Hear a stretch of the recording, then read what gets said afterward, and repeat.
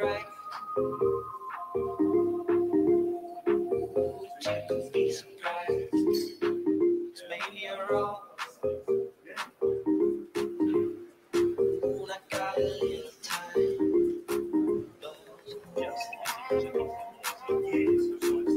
Maybe you're right.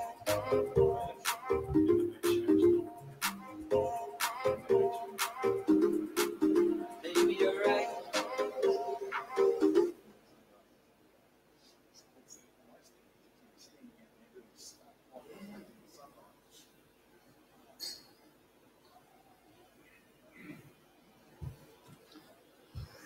Cool. Hello. Welcome to the first session. Hope everyone's excited for a actual, oh, hello. I know that guy. So hopefully everyone's excited for an in-person conference again, which is quite nice after the train wreck that was last year. Cool. So next up, we have two presenters. So we're fortunate enough to have two for the price of one. So we have Gary. So Gary Gaskell has been around cybersecurity long before it was called cybersecurity. So starting around 1993, he was the first person in Australia to have the CCSP, which is the Certified Cloud Security Professional. So it's essentially the CIS for cloud. And also, tag team duo, we have Dr. David Ross. So Dr. David Ross is the managing consultant at Telstra Purple and adjunct associate professor at the University of Queensland in the UQ Cyber Initiative. He's the founding director of the Cloud Security Alliance in Australia, the chair of the Standards Australian Committee on Cloud Computing Standards, chartered professional engineer, RPEQ, CISP, CISM, any more? There's a whole bunch there, isn't it? Because it just says et cetera, et cetera. Right, so for those that run cloud, this is going to be very important to you and to me, so I'm going to be paying close attention because we're going to be talking about the new things around the Cloud Security Alliance. So if we could give a very warm round of applause to Gary Gaskell and Dr. David Ross. Thank you very much. Hey, well, it's lovely to be back in a physical venue. Though everyone looks so spatially distanced out there. Hey, we're here to tell you about, we're reinvigorating the Cloud Security Alliance for Australia. It's been dormant for a few years, and we think there's some significant benefit for the Australian community if we can promote the good security benefits that cloud computing can bring along. So it's a two-sided equation. It's cloud CSPs, and it's also the consumers of the products. My mate Dave, well, there's a committee of us pulling it together. We've got Jason Wood from Fortean in Melbourne and Ryan Coe from the University of Queensland, so we're representing the academic side as well. But Dave was when Cloud Security Alliance was operating originally. So Dave, would you like to just mention the history and what it did back in those days? It was, in fact, 10 years ago, and it was Tim Smith, who's somewhere around the conference today, who came back from the RSA conference all excited. This new thing had been formed over in the US, the Cloud Security Alliance. He said, we need this in Australia, Dave. Go and work out how we set this up in Australia. So we got a bunch of people, we got some vendors, we got representation from users, cloud providers, etc., and sent off this thing to Jim Reeves, who's the CEO of the Cloud Security Alliance Global, and said, we want to set up the Cloud Security Alliance in Australia. And after a few days, Jim came back and goes, all these people appear to be located in Queensland. We need full Australian representation. Here, go talk to these people and try and expand it somewhat. So yes, we were then set the task to go and talk. And in fact, Commonwealth Bank provided the forums for us to expand it out, and we got full representation across all of Australia. So it took a little while to set up, but the very next year, in fact, at the AusCert 2012 conference, we formally launched the Cloud Security Alliance in Australia. And it built up, and we were using LinkedIn and doing things like that for a couple of years, and then it just... And this year we're this close, but there's a little bit of ink hasn't happened on some legal documents with the company's regulator, so we can't formally launch it and which would have been nice to have, like a birds of a feather with some sponsor providing drinks at this conference. So maybe in a week's time. Yep. Not So quite just Murphy's Law. 10 years after, we're finally here. Yeah. It had died. I'd handed it over to a committee about 5 years ago, and committees did what committees do best, and that's absolutely nothing. And so, yes, you didn't hear much of the Cloud Security Alliance in Australia for the last 5 or 6 years. And I talked to Jim Reavis over in the US and said, I want to start the whole thing again. And so that's where we are. Thanks, Gary. No problems. Can we grab our slide deck, please? Thanks, Glenn. It's up behind us. Perfect. So we're going to tell you about our plans. We're going to invite you to participate, either as consumers or as the cloud vendors.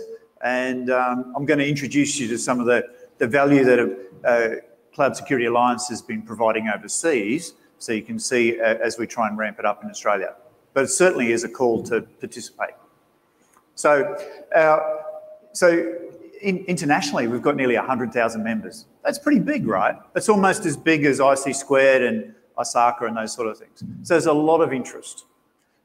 Very big in India and Singapore and those places. So APAC, which is run out of India these days. And they're the ones that are supporting us to get kick-started or restarted in Australia.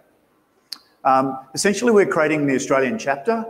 What we're trying to do is create it as an Australian chapter. That's the way the Americans want us to do it legally. And then we're going to have branches in the different states. Initially, that's probably going to be virtual for member meetings because of COVID and all that sort of stuff. But we hope to end up getting people organising face-to-face events in Brisbane, Sydney, Melbourne, Canberra, you name it. If you're keen and there's a group interested in Adelaide, let's bring it on. The Cloud Security Alliance has got a lot of active working groups. Towards the end of the session, I'll list just some of the latest research they're publishing, and all their research is free. Free for you as an engineer or an architect that's building a cloud service, or free for you as an engineer or a consumer that's procuring cloud services. So what's the Cloud Security Alliance doing globally, and what are we trying to kick off here locally? Well, we want to define and promote best practices for secure use of a cloud computing environment. We want to raise awareness of this generally with governments and regulators, so we get common sense directions and stuff. Some of the awareness will remove fear of cloud computing. I remember when this first came along, there's a lot of security folks at this conference going, oh no, it's more complexity. Someone else is running my computers. That must be bad by definition. And I think we're generally seeing it's improving security significantly. But we need good engineers that understand the complexity. I did the AWS security engineering course at this conference, I think 5 years ago. And they scared me because they said, we've changed 280 things already this year in security improvements. It's moving so fast. So awareness is really important. It's certainly not a set and forget. So some of our regular meetings in the cities around Australia will be helping your technicians and even maybe vendor managers keep up to date with the changes.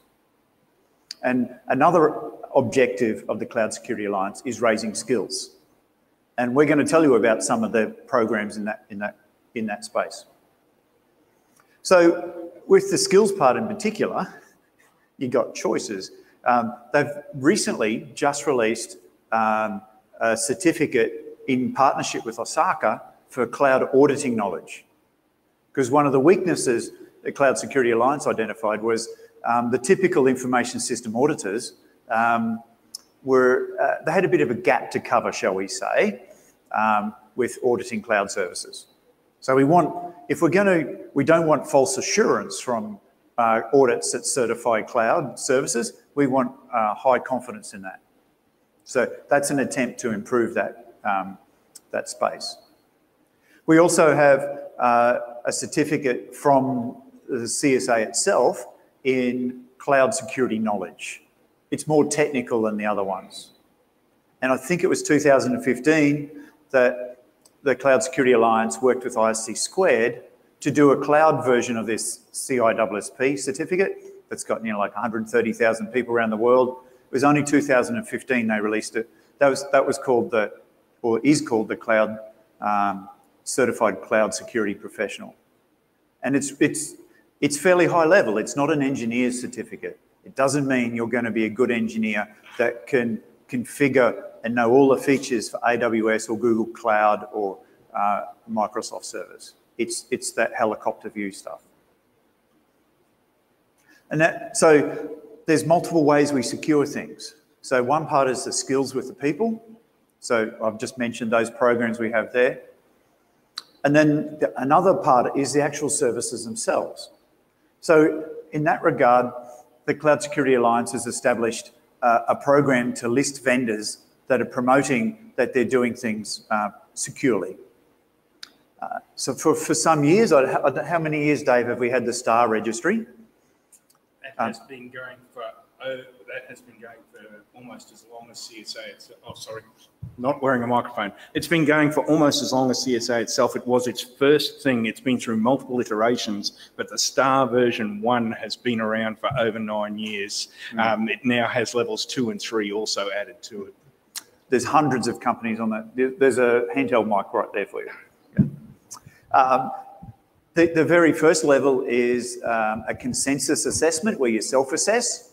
That's a public document. So if you're a cloud service provider or you're getting in, you're going to build a new SaaS service, you can look at that and go, what sort of questions do I need to answer so I can get in on the ground level?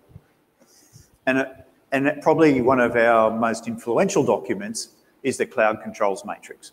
Only this year, updated to version 4. I've got a couple slides coming up about the details in version 4. When I studied for the CCSP back in 2015, there wasn't even a reference manual.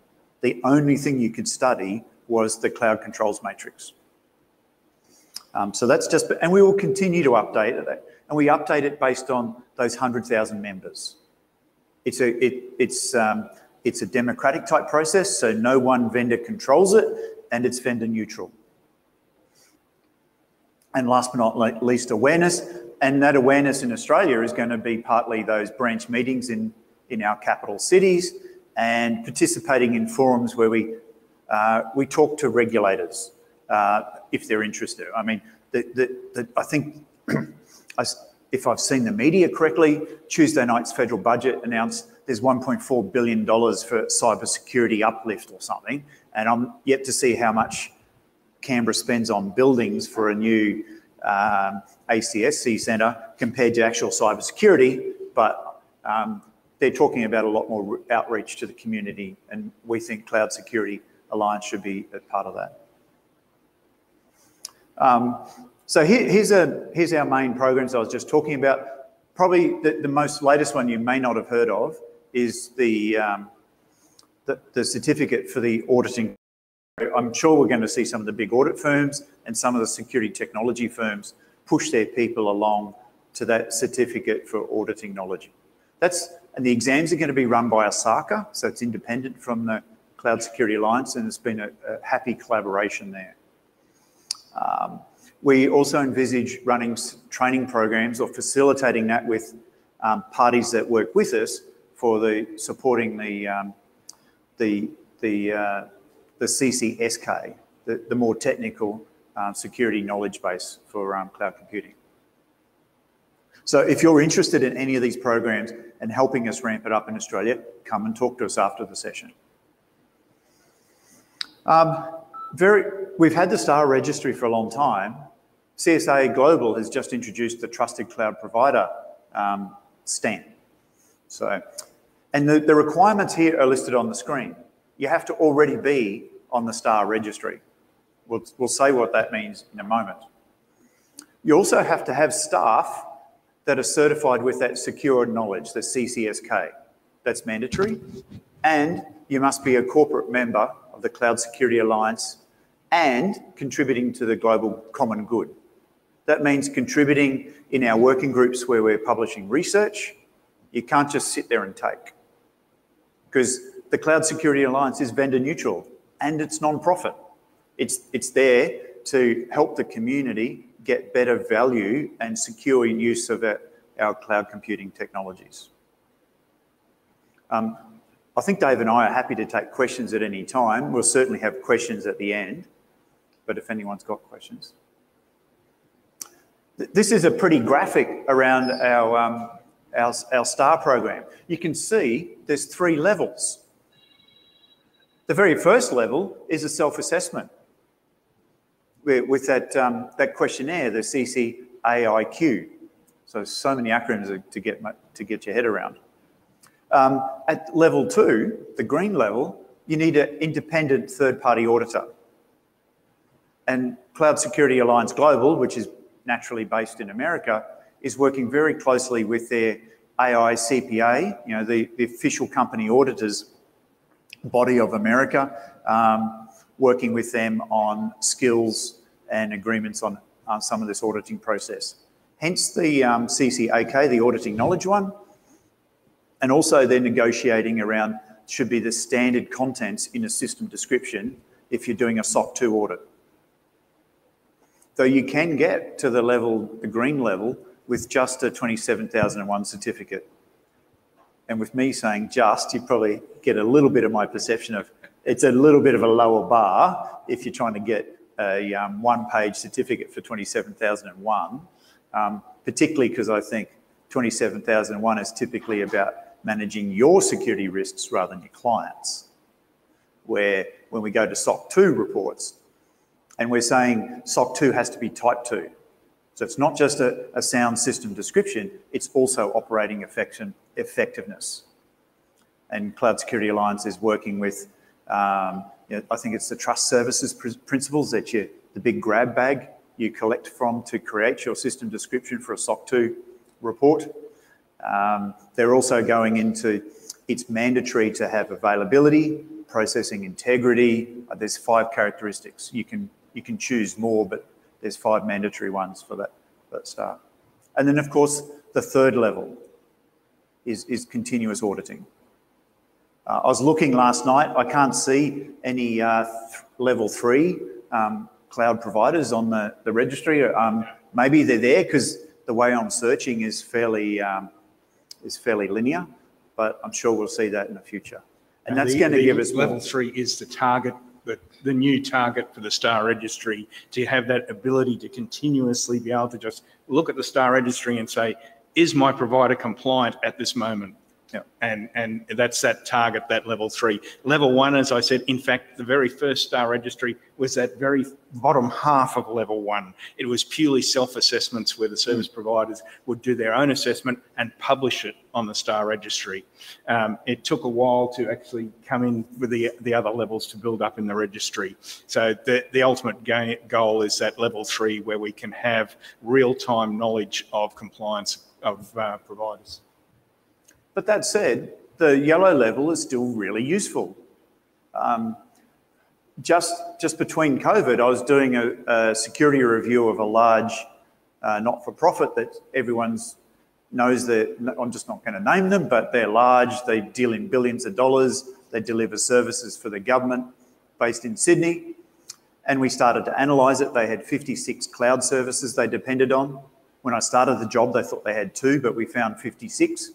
And when we started to investigate who's got a SOC 2, what level of security of all these cloud providers, I think it was only 10 out of their cloud providers had a SOC 2 report. And about half of them wouldn't even tell us about their security. They hadn't even filled out a questionnaire like the CCAIQ. So that's where that very first level of attestation provides value. Because we could then say, those 20 that can't give us a filled out questionnaire on their cloud, their level of security. Do they follow the cloud security matrix? Do they do anything? Do they even have a 27001 certificate? Nothing. They were the risky ones to look into. So that's why I still see the value in the yellow level. And we want to promote this scheme in Australia to help cloud vendors get on board. That helps them lift their security, and some of the other training courses, particularly the cloud certified cloud security knowledge certificate is going to lift some of the knowledge and awareness of their engineers. Anything else you want to say about the STAR program? There's a bit of a timeline for you. It keeps evolving. We can see here there's a timeline for as the cloud controls matrix has changed for onboarding into the STAR program, whether you can follow the old one or the new one. We can also, there's another slide coming up that's got a little bit more. We've also updated the self-questionnaire that was released in April. So it's going to continue to evolve to be relevant. Now, I've mentioned a little bit about the cloud controls matrix. Dave, do you remember when version 1 was released? Grab the mic. It was. Okay. Don't like the handhelds, I'll stand here, that's fine. The Cloud Controls Matrix was the very first thing out of the piece of research by the Cloud Security Alliance when they first formed. That was their object. The whole point was to have a common vocabulary to be able to discuss cloud security. And so version 1 of the Cloud Controls Matrix, once again, is as old as the CSA. Virtually when Jim Reavis and the others formed it in the US, that was the first piece of research that came out of it. And immediately after that, the idea of then having a registry where people could say how they met the requirements of the Cloud Controls Matrix was created. So the level 1 of the STAR registry and the Cloud Controls Matrix were the first research out of the Cloud Security Alliance. Now there is an abundance of research and guidance on how to do all manner of things. So this is an independent document. It's not written by one particular cloud vendor. It's the Cloud Security Alliance that facilitates it. And in doing that, there's been a peer review process that's just finished. Finished in the first part of this year. And it's customers, cloud providers, and assurance professionals. The update is to simplify some of the implementation, improve it as time goes by, with a particular focus on delineating who are the different control owners, who's responsible, and you'll see later in a later slide about the shared responsibility model. I probably could also say, we think it's a bit more useful than the ISO 27017 and 18. 18's the privacy one, 17's the security one, which is interpreting 27002 for cloud. Because these ISO standards move a bit slow, don't they, Dave? I don't know how long. I did 17 years on IT 12.4 for Standards Australia. That's just finished because they've gone representational. But Dave's still on. I've just got the ISO standards on cloud vocabulary and cloud reference model published as Australian standards last year, and we're about to replace them with a new standard in ISO. So, yeah. That said, you'll see the timeline come up later. The Cloud Security Alliance is going to provide mappings with that, mappings with NIST to make it useful for you. We've got a little bit more enhancement between the different service models in the new cloud, in the version 4 of the CCM. And I think some changes to support the STAR registry. So here's a little bit of a view of the ecosystem, if you like, for the CCM. We've got implementation guidance, guidance for auditors, a self-assessment questionnaire, got mappings with a lot of other different standards. I sat in the final session yesterday with Alex Webling and Mark Carey-Smith, and people are starting to debate, is NIST cybersecurity framework better, or SB 800-53 or 27? And you're like, often they're saying very much the same thing. There's a lot of mappings. So mappings are going to be quite helpful to you. We've also produced a light version, so foundational controls.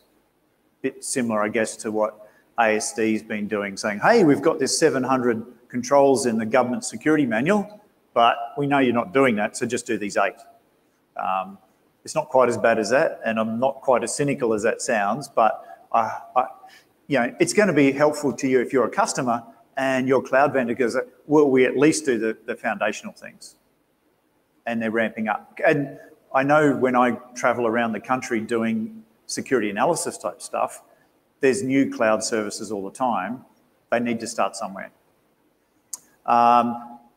We're coming up with sector-specific guidance. I think that there's a research paper released just recently on cloud and IoT, just as one example. If you ask me too much question, I won't be able to answer it because I haven't read version 4 cover to cover. I did read version 3, I think it was, cover to cover, because basically that's the basis of that CCSP exam. But it's split into 17 domains. It's got 197 controls. That's pretty detailed, right? I think 27002 has 114. And did someone tell me NIST cybersecurity framework has 145? You know, it just is the level of detail you go to. But it's a pretty detailed document. That's good for you if you're an engineer and a provider trying to design your program to implement it. And it's good detail for you as a consumer to know that they're doing things properly. It's broad. It's not just technical. It doesn't just say you have to have segmentation and encryption between zones and stuff like that. There's a lot of small print on the screen here, so I'm not going to read it out to you, but it's broad. It says you have to cover HR stuff, so you've got to do some background checks on your technicians that you employ in your cloud service. You've got to log and monitor stuff and really monitor. You've got to have an auditing assurance program, so you've got some basis for claiming your basis for your claims that you're running good security service. And it's got stuff around architecture and planning and your sub-suppliers. And this is where, when you have to do your own compliance on whatever your own framework is, you'll be able to use things from the STAR registry on how your cloud provider has answered these frameworks here, and the items there to cover off the items you need to cover off for the services that you're actually using that cloud provider for. So you'll be able to just look up the STAR registry, see what their response is on, for example, HR management, and you've ticked that box for your HR management, your in-house HR management, and your cloud provider's HR management. You've achieved it. I'd like to see more information in the STAR registry myself. I can't always get the information I want out of it, but hey, if you're a consumer, you go, hey, I want your CCAIQ questionnaire so I can read it myself. And I hope we're all familiar with getting our hands on SOC 2 reports, and in particularly reading what's not in there. It's my favourite activity. Like, oh, you pen test your web application, but what about your API interface? And I recently got attacked by one of our Australian cloud providers because that was a rude question, apparently. I was just trying to protect the organisation I'm working for. So the update is there's some refinement, partly to increase automation, and we're hearing a lot about that at this conference, partly to make sure the right records are kept for the auditors, because we all know we go to work to keep the auditors happy, don't we? Leon, attack me when I say that. No, but if we want good assurance from our cloud providers, it's helpful if there's very clear guidance on the sort of records they should be keeping so they can demonstrate to the auditors and hence to yourself that they're running a secure service. It's also been updated for newer technologies and other things. Like I've said down the bottom, like IoT type use, because someone was telling me yesterday their security cameras log stuff back to a data center in China, and that they found that out via sniffing, but it's clearly a cloud service. But it's also been updated because of some of the implied requirements that come out of the European GDPR privacy regulations. So I think that's the main things I want to mention there. Probably the thing I'm most interested in is that second last one, extra clarity around the shared responsibility model. So that's good for you as a consumer. It's good for the cloud provider. Okay. They've tried to get a bit more uniformity of things, like the level of detail. They have retired some domains and brought in some new ones. That's good. I think that's a pretty significant change. And a lot more supporting that auditing guide. And that's come from cloud consumers telling CSA Global they want more assurance. If as we increasingly have more and more of our systems in the cloud, people want more confidence. Dave. This is where the Cloud Security Alliance is a community, and it needs your input to say what you want out of these things, your input for when things like the draft version 4 came out, etc., so that we can get these things updated all the time to what the actual current needs are. And that's the whole purpose of the Cloud Security Alliance. It is a community action. So a bit of a timeline around the cloud controls. So we updated the self-assessment questionnaire in April, and you can see by Christmas time, there'll be additional mappings. There'll be the light version for version 4 will be released then, and what they mean with SaaS metrics, I'm not so sure, but I'll look forward to seeing it. I think the additional mappings will be helpful, because we know Queensland Government's got their 27,000 sort of policies and others have got their NIST. That's what really helps there if we've got the mappings.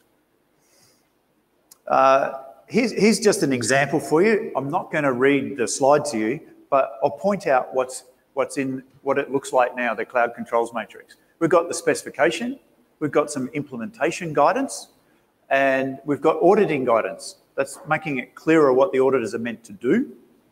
And this is the bit I like the most, is the shared responsibility model. What is it, the cloud provider's responsibility or the customer? Just being really clear about that. And it's drilled down into the different service levels. So. Should also mention there's a new ISO IEC standard coming out on auditing cloud providers. And of course, we have lots of CSA representation as well as cloud vendor representation in the ISO IEC committees who develop these standards. So CSA is actively involved in the actual development of the formal standards. And like I know in Australia, one of the big vendors has a full-time guy just attending those committees trying to, I guess, get common sense. But I think it's the CTO of Cloud Security Alliance is on one of those international standards committees. So we're just about ready to have some questions, but one of the other things I think is interesting, which will help with our awareness initiatives we plan to have in our cities, is some of the research that comes out. This is the sort of thing that members and particularly the cloud providers sponsor as part of their membership. So just some recent documents. There's multiple ones a month. They've surveyed their membership base and come up with the common concerns at the moment. They've just released a response framework for incidents in the cloud. So that's got how a consumer will interface with their cloud provider and the sort of level of support that the cloud provider should provide. APIs, a pen testing playbook when you're doing stuff in the cloud, you know, it rolls on. Even risks for serverless applications. That's the sort of thing. That is a rich repository of information for your security architects. So, anything else to add, Dave? I think that's it. Thanks. Cool. That's very loud. Questions? Yeah, are there any questions around? So there is the app. You can post questions in. So just be mindful that it can be anonymous. So just apply some common sense to it as well. Thanks. Don't ask any questions you wouldn't want to be asked yourself. Not that I won't blush, I promise. Okay. Yeah. But are there any questions around the room? I can run around and shove a microphone in your face. Yeah, cool. Fantastic. I'm just wondering on the alignment or the shared areas between CSA and government type cloud guidance, ACSC guidance, all those sort of things. Is there a lot of commonality, different areas covered? Yeah, I think we're looking to see what happens. We're just trying to get ourselves established as re-established as an organisation here. We want to get priorities that get branch meetings going in the cities, so cloud suppliers and consumers can start talking, and then we'll start. The CSA Global has challenged us to look at that because but I think it's been a changing space with ACSC, but we haven't, until it's got that, the next step which is so close, then we'll reach out to people like ACSC. But I think I would also say the first priority will be what the members want. And that may not be establishing a mapping to ACSC guidance. But they're doing some good work, right? So. Cool, thank you. I've got a question. So one of the key things that we do when we audit third parties providing services to us as an organisation is we review their output from some of those questionnaires. And Cake is 1,603 questions, I think, from memory. So it's quite labour intensive to both fill it out and then also review it as well to get an understanding of controls. And then you go down the Cake Lite path. Again, it's about 900 or so. What would your recommendations be for someone to get a really good snapshot, an overview of, hey, if you're providing services to us and you're not really dealing with any sensitive data, or you may be, what would be some kind of good middle ground there? Honestly, I'd like to see SOC 2 reports become public. People have got so much paranoia about, oh, they're going to understand what common sense controls we've got. Well, the common sense controls are in either the ISO standard, the NIST standard, or the CSA, CCM. What's secret? And the auditors, when they write what tests they did to validate it, are so bland, you go, whoa, did they really check? You know, I don't really see what's so... And the hassle of getting access to the SOC 2 report, I think, stops too many security architects to do a bit of a gap analysis between the system description in the SOC 2 report and what they need to do. Like the gold in the SOC 2 report is that end user complementary controls. What's the customer responsible for? You don't want to go down the NDA path first and then get legal involved and run that through senior management and then get access to a SOC 2 report? The other thing to mention, Lucas, I know a friend's using a cloud service called Wistic where they collect all that stuff, and the vendors have typically answer it once and then it's available to everyone. That's a pretty cool thing. So, yeah, it's a fantastic tool, actually. Yeah. Any other questions from the room? I can't see any questions online. Well, if you're a cloud vendor or a cloud consumer and you want to get involved, come and have a chat. We'd love to. Dave and I and Jason Wood in Melbourne have been having lots of meetings with APAC and America and lawyers. We'd love to have other people say, hey, we'll do this in Melbourne. Bring it on. Fantastic. Thank you so much. Can we have a round of applause for Gary and Dave? Thank you.